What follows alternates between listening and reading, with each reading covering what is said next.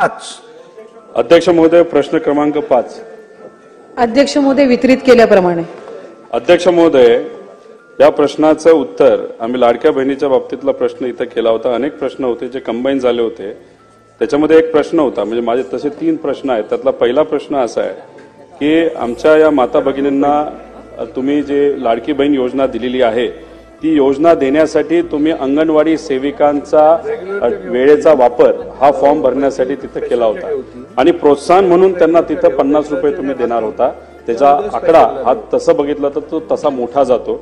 माझा पॉइंटेड प्रश्न असा आहे की त्यांना आतापर्यंत पैसे प्रोत्साहन जे अंगणवाडी सेविकांना तुम्ही देणार होता ते पैसे मिळालेले नाहीत. ते हे सेशन संपूस तर ते पैसे त्यांच्या अकाउंटला तुम्ही पाठवणार आहात का, असा माझा पॉइंटेड प्रश्न आहे. दुसरा माझा प्रश्न आहे, अध्यक्ष महोदय, आता आपण म्हणजे मंत्री महोदयांनी वरच्या हाऊसमध्ये उत्तर देत असताना असं उत्तर दिल्यासारखं आम्हाला आठवतंय की कृषी सन्मान योजना ज्या ज्या महिला शेतकऱ्यांना मिळते त्यांना तुम्ही लाडक्या बहीण योजनेतून त्या ठिकाणी त्यांचं नाव वगळणार आहात. आमचं एवढंच म्हणणं आहे की लाडकी बहीण योजना तुम्ही कोणासाठी आणली तर महिलांसाठी आणली. कशासाठी आणली तर महिलांना आर्थिक सक्षम करण्यासाठी आणली. आता याच्यामध्ये केंद्र सरकार ही कृषी सन्मान योजना का देते तर शेतकऱ्यांना अनेक अडचणी असतात. सोयाबीनचे भाव टिकत नाहीत, तिथं फर्टिलायझरचे भाव वाढलेले आहेत, खर्च परवडत नाही, म्हणून शेतकऱ्याला सक्षम करण्यासाठी तो पैसा तिथं दिला जातो. तर आमचं मत असं आहे की हे 2 योजना मिक्स न करता तुम्ही जी योजना लाडक्या बहिणीसाठी दिलेली आहे, कारण का इलेक्शनच्या काळामध्ये या महिलांना ज्यांना अध्यक्ष महोदय महत्वाचा आहे, कृषी सन्मान योजना ज्यांना दिली जात होती तो आकडा तुमच्याकडे असताना त्यांची नावं असताना सुद्धा अशा 20 ते 25 लाख महिलांना तुम्ही ही लाडकी बहीण योजना दिली. मग आता तुम्ही जर त्यांचं नाव वगळणार असाल तर कुठेतरी एक संदेश असा जातो त्यांचा वापर फक्त इलेक्शन पुरता केला. तर आमचं आपल्याला म्हणणं असं आहे की त्यांचं नाव याच्यामध्ये वगळू नये, कारण का या 2 वेगळ्या योजना आहेत आणि आमचं हे म्हणणं आहे ते लोकांचं महिलांचं म्हणणं आहे.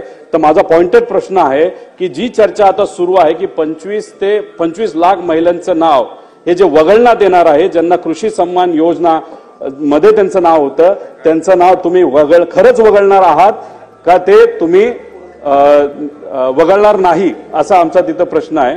आणि शेवट आमचा पॉइंटेड प्रश्न असा आहे ज्याचं उत्तर सुद्धा पॉइंटेडच असावं असं आमची अपेक्षा आहे. इलेक्शनच्या काळामध्ये तुम्ही शब्द दिला होता, तुम्ही विविध ठिकाणी बोलला होता की 1500 रुपयाचा आम्ही 2100 रुपये हे आमच्या माता भगिनींना तिथं तुम्ही या योजनेच्या माध्यमातून येणार. पॉइंटेड उत्तर आम्हाला असावं, तुम्ही ते 2100 रुपये या अधिवेशनामध्ये करणार आहात का करणार नाही, असं उत्तर त्या ठिकाणी तुम्ही तिथं द्यावं.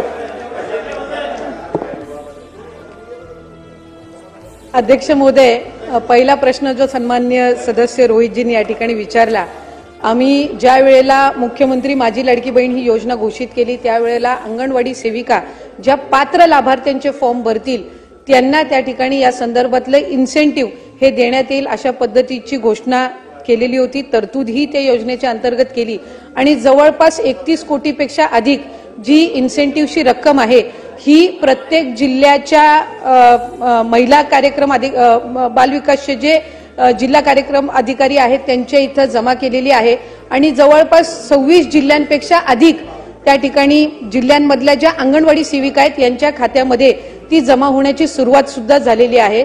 त्याच्यामुळे इन्सेंटिव्ह ज्याची तरतूद ही राज्य शासनाकडनं विभागाकडनं करण्यात आलेली आहे ती त्या संबंधित अंगणवाडी सेविकांना वितरित करण्याची सुरुवात ही त्या ठिकाणी झालेली आहे आणि ती प्रक्रिया सुरू आहे.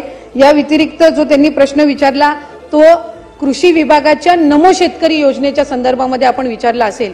ज्या वेळेला लाडकी बहीण योजनेचा शासन निर्णय निर्गमित करण्यात आला त्यावेळेला त्या शासन निर्णयामध्येच नमूद केलेलं आहे की शासनाच्या ज्या वेगवेगळ्या योजना आहेत आणि ज्याचा लाभ हा माता भगिनी किंवा लाभार्थी घेत आहेत याच्यामध्ये 1500 किंवा 1500च्या अधिक ज्या योजनेचा लाभ, ज्या रकमेचा लाभ जर ती लाडकी बहीण घेत असेल तर ती या योजनेमध्ये पात्र होणार नाही. एक नमो शेतकरी योजना जी आहे याच्यामध्ये त्या ज्या महिला आहेत माता भगिनी आहेत यांना 1000 रुपयाचा लाभ मिळत असतो.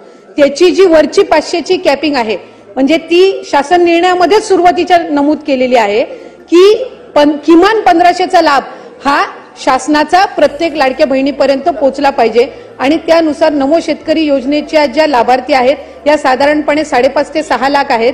त्यांना या योजनेतून वगळण्यात आलेलं नाहीये. फक्त त्यांना 1000 रुपये हे नमो शेतकरी योजनेतून मिळतात आणि वरचे 500 जे आहेत हे आपल्या लाडक्या बहीण योजनेच्या माध्यमातून मिळत असतात. त्याच्यामुळे त्या संदर्भातलं कुठलंही वगळण्यात आलेलं नाही. 20-25 लाखचा जो आकडा आहे हा माध्यमांकडून किंवा अशाच पद्धतीनं अफवांच्या इथून आलेला आहे. हा कुठलाही आमच्या विभागाने किंवा शासनाकडून आजपर्यंत तशा पद्धतीचा आकडा काही दिलेला नाही. वरुण अध्यक्ष महोदय माझे रोहितजी मी विचारतो तेच विचारतोय. अध्यक्ष महोदय माझे अध्यक्ष ठीक आहे, अध्यक्ष महोदय त्यांना बोलू दे, अध्यक्ष बोला. महोदय माझे 3 स्पेसिफिक